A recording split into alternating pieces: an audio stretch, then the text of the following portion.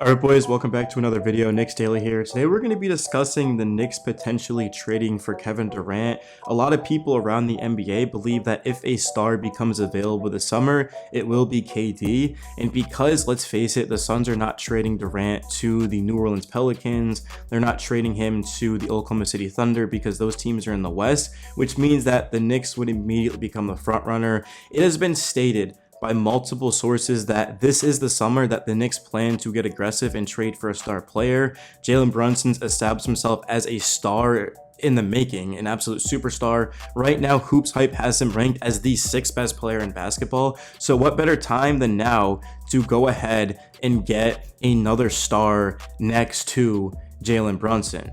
And the Knicks also did say that, hey, look, if we don't get a star this summer, we're willing to wait to the trade deadline. So that doesn't mean that the Knicks are going to overpay when they can wait to the deadline when potentially another intriguing option occurs. But I'm looking at Kevin Durant, and let's face it, yeah, he's going to be 36 years old going into next season. He's 35 right now. He has dealt with injuries the past couple of seasons, but this past season, he stayed healthy, and man, was he elite. He was a top 10 player in basketball. He averaged 27 a game. Let's see his splits because I didn't write that down in my notes. I'm actually kind of interested to see what Durant averaged because normally he's a 50, 40, 90 guy every single season, just about. Yeah, and once again, he shot 52% from the field, 41 from three, 86 from the free throw line. In the playoffs, he shot 55% from the field, 42 from three, and 82 from the free throw line, 27 once again. So you can see in the postseason, his play did not go down. If anything, it actually increased. And we know defensively, Durant's good. He averaged a block and a half a game, half of a steal, only had 2 fouls a game. KD and Brunson would be unstoppable. We talk about Julius Randle and Brunson. These two guys together are very exciting.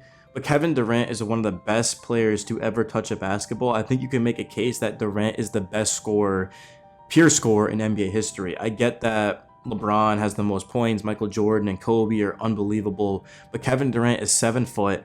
He shoots over 40 from three every single season, 50%, right? His free throw is incredible, and he's just unstoppable. I don't know if there's a player that can guard Durant one-on-one ever. And Kobe did say that Kevin Durant was one of the few players that gave him the most trouble. Certainly Melo was up there, Tracy McGrady was up there, but Kevin Durant, just with his size and skill and handle, I mean, this guy is just literally unguardable, man. There's unstoppable players and then there's unguardable players.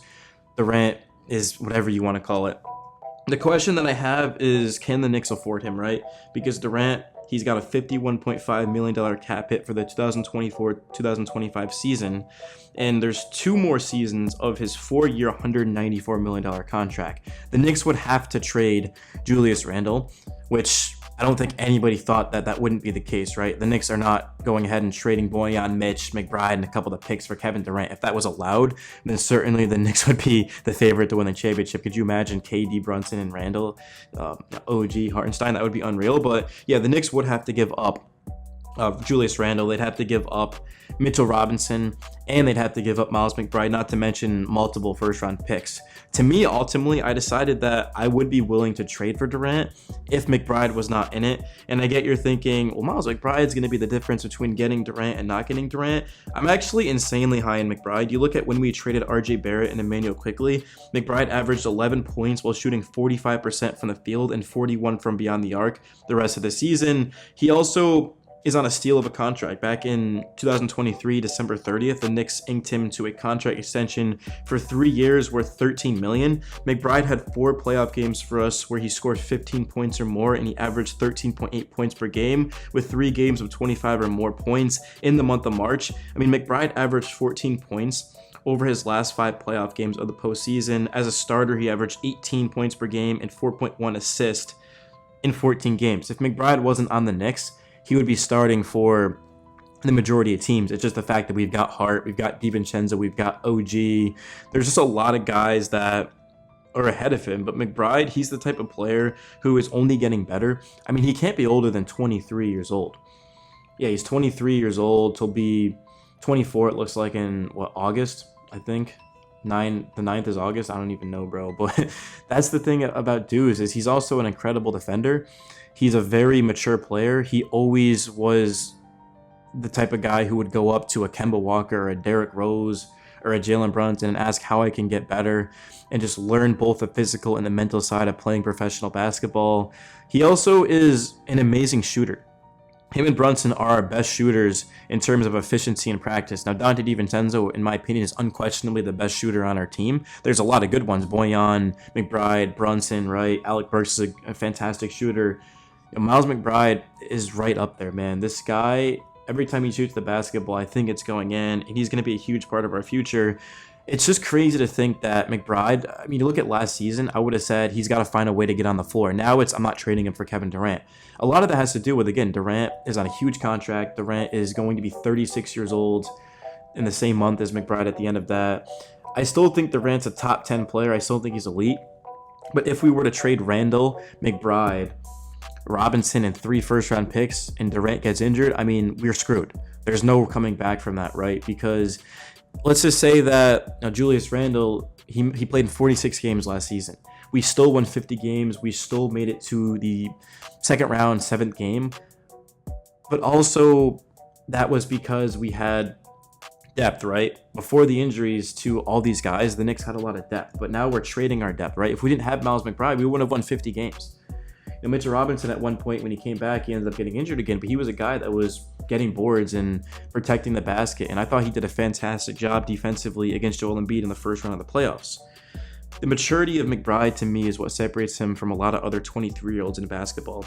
He's just too important to us playing, whether it be in the rotation next to Brunson or behind him. It doesn't matter. I would not trade Miles McBride for Kevin Durant on top of what we would already have to give up. And if Durant were to become available, yeah, it would suck to see him go to a team like Philadelphia or a team that we're competing with in the East. But I truly think that the Knicks' current roster is still a contender, right? I mean, if we just go into next season with our same team as last season, now assuming that we keep Boyan, we keep Hartenstein, and we keep OG, we're going to be a team that wins 55 to 60 games. I just don't know how much faith I have in Julius Randle when it matters most. He averaged 24, 9, and 5 for us on 47% shooting last season. If you look at November to the time when he got injured, which was in January, those numbers would be even better. Randle did not get off to a good start, but then he started to get healthier and in shape, and he was fantastic. I mean, Randle, the ball stops when it's in his hands. That's my only concern, right? Randle, he's a great player. He can score 24 like he did every single night, but the ball does stop in his hands, and the Knicks' ball movement was much better when he was not out there. But at the same time, you need a star player next to Jalen Brunson to have a chance to win a championship. If the Knicks were to go up against the Celtics, they would need a star next to Randle, right?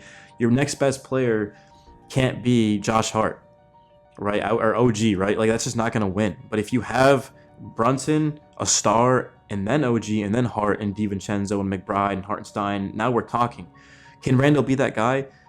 Who knows? We'll wait and see. But what I did see out of Randle in the month of January when he played with OG and Brunson and these guys was that it certainly looked like it had the potential. I think Randle's in a much better space now than he was in the playoffs in 2023 because, for a lot of reasons, I mean, he was injured, but also just now he has a lot more around him. Randle doesn't have that much pressure. The Knicks, again, won 50 games. They went to a Game 7 in the semis. That shows that this team can pick you up, man, when you're off. And Randle just having that confidence of, hey, look, I don't need to go out there and score 35 tonight. I just need to make the right reads, knock down my shots, and let these guys do their thing. And I think that's going to be huge for Randle. But another thing is that he is eligible to become a free agent next season, right? Not this season, but next season. So there is a chance we lose Randle for absolutely nothing. But if we extend him, obviously that wouldn't be the case. But as of right now, I'm okay with keeping Randle, but if we can potentially get an upgrade, I would do it. If we can get Devin Booker, Mikal Bridges, I would do it. It's as simple as that.